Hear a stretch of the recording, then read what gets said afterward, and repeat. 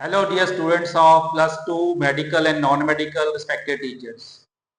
So today I am going to start a very important unit of plus 2 physics, that is magnetic effects of current, and I will divide this whole unit into number of videos.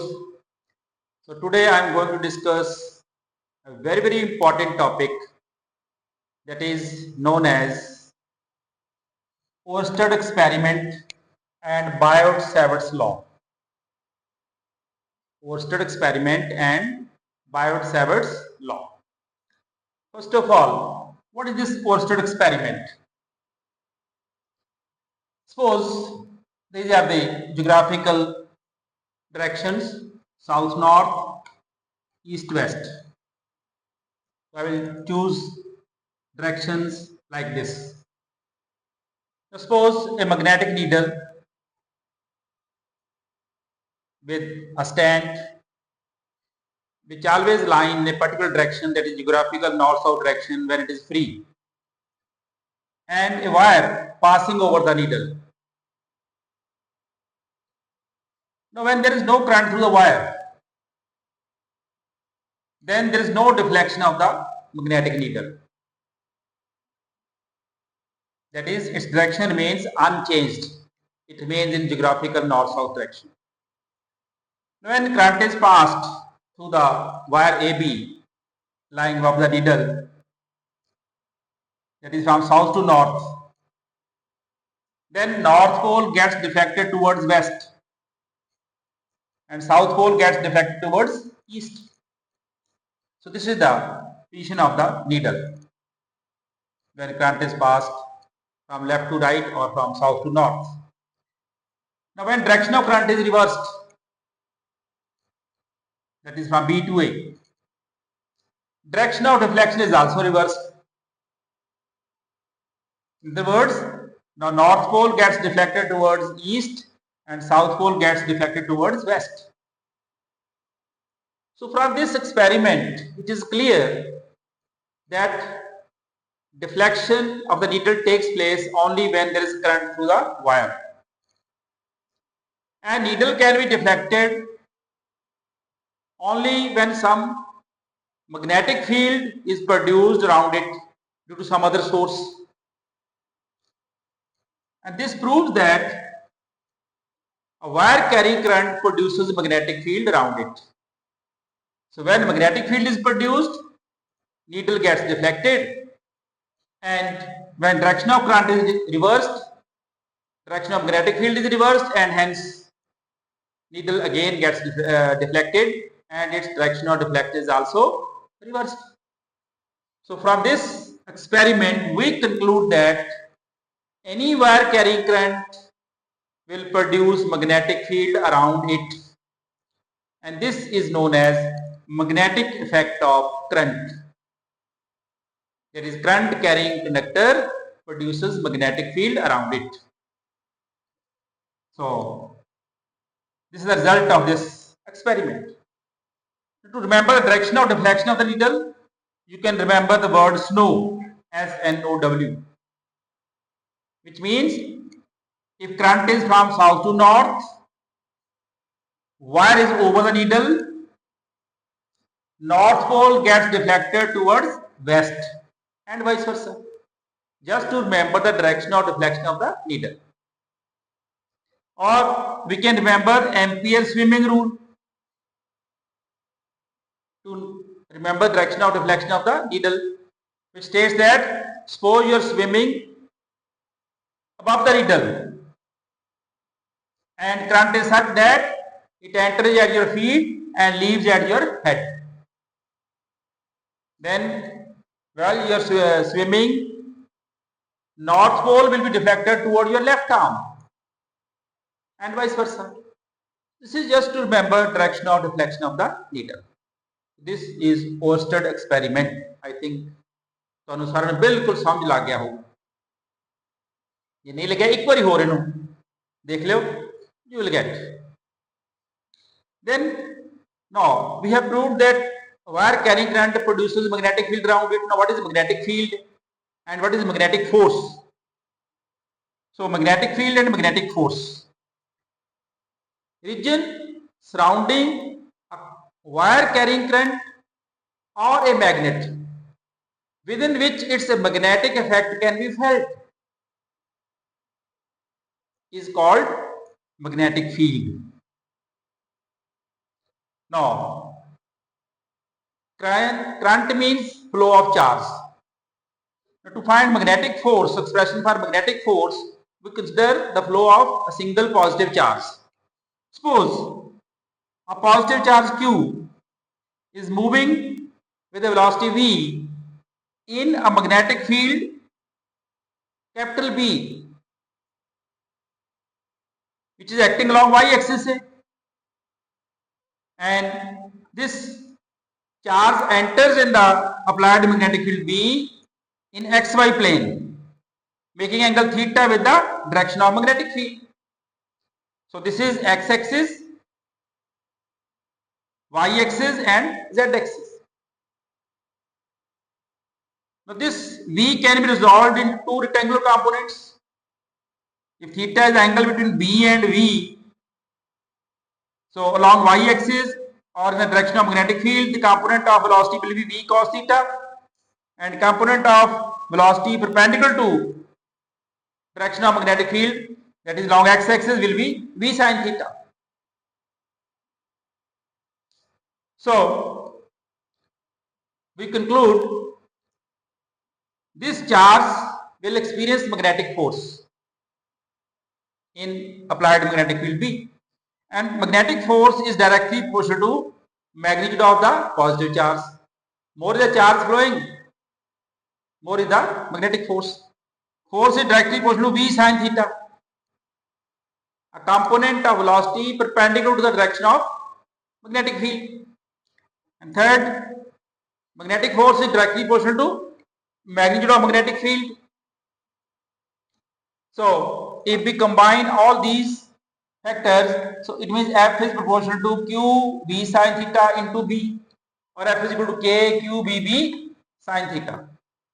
K is a constant of proportionality and its value is taken to be 1. So therefore F is equal to Q B B sin theta, or F is equal to Q V cross B in vector form.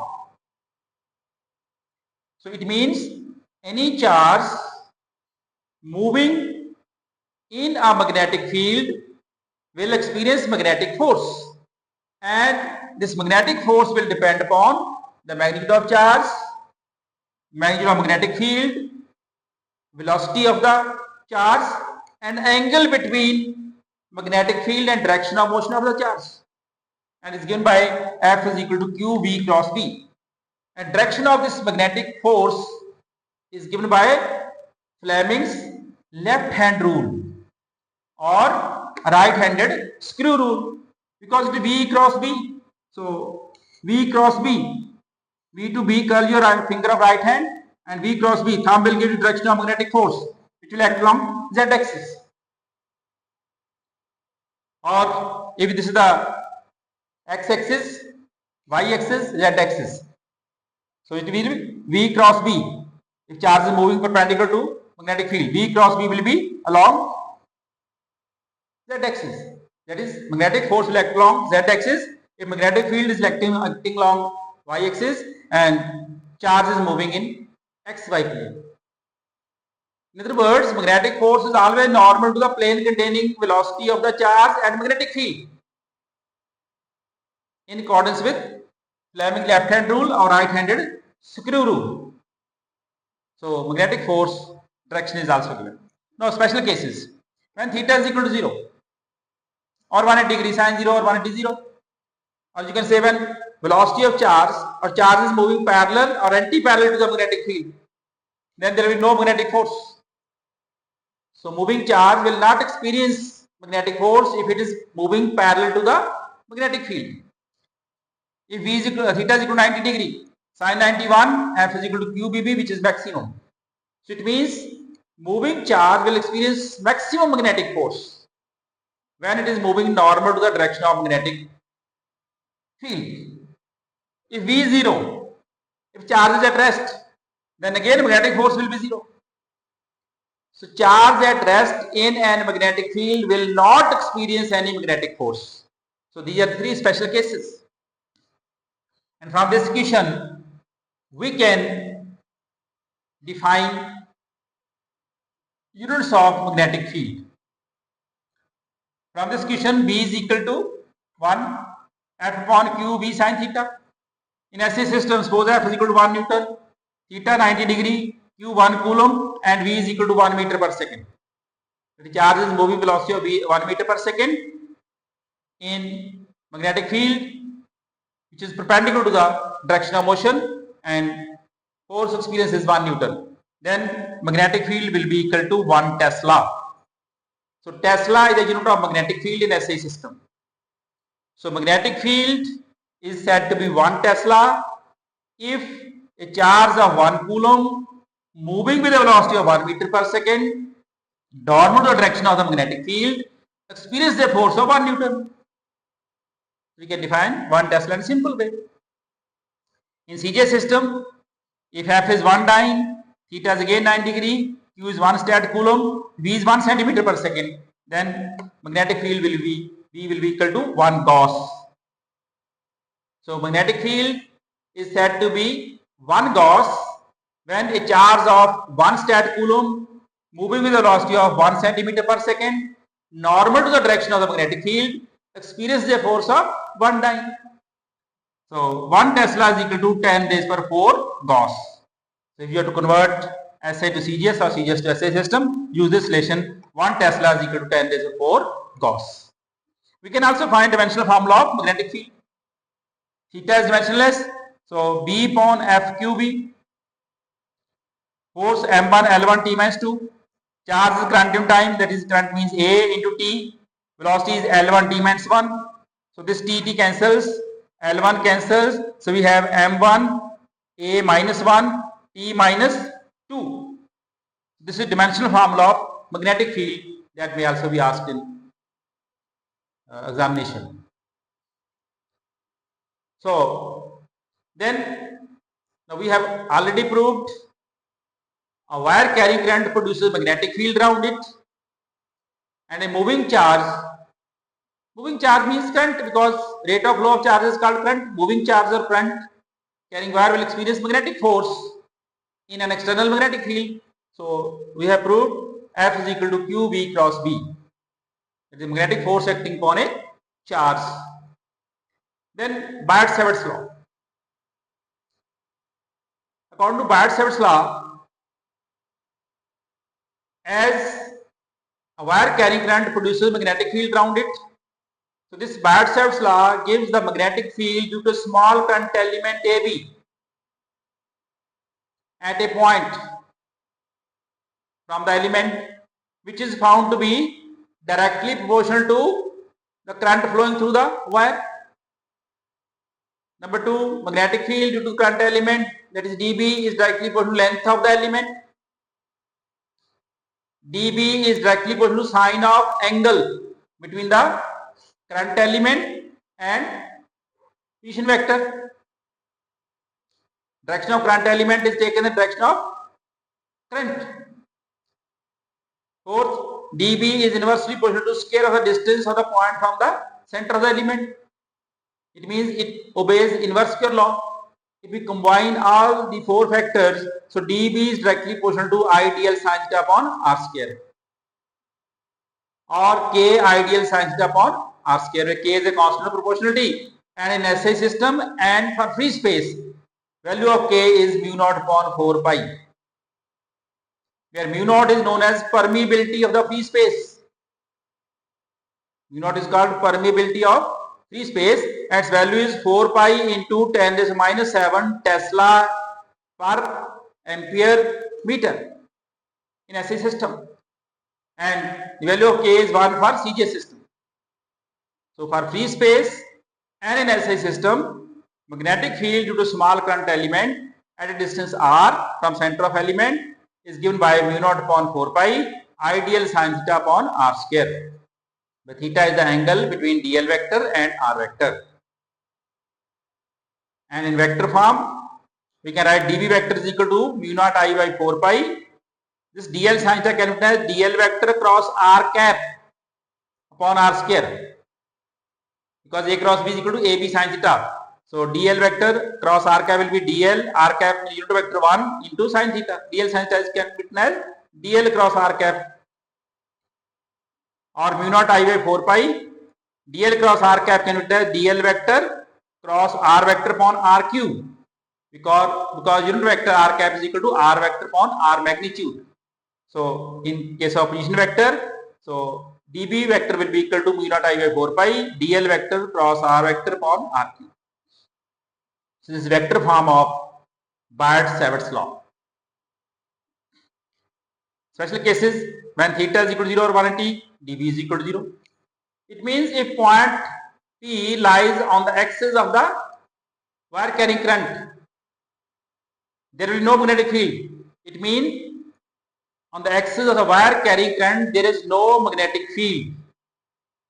If wire is thin, but if wire is thick, there will be no magnetic field at a point on the axis, but it increases as we come out, and it is maximum just above the surface of the conductor carrying current, and then again decreases as we move away from the conductor carrying current, because it depends upon R. If theta is equal to 90 degree, dB is equal to mu naught I by 4 pi ideal for R square, which is maximum. It means if theta is equal to 90 degree, point P lies at perpendicular from the center of the current element, magnetic field will be maximum. So this is all about Biot Savart's law and special cases and direction of Biot Savart's law. So this is all about Oersted experiment and Biot Savart's law. In the next video, I will discuss Biot Savart's law and its applications in detail. Thank you. All the best. Be happy.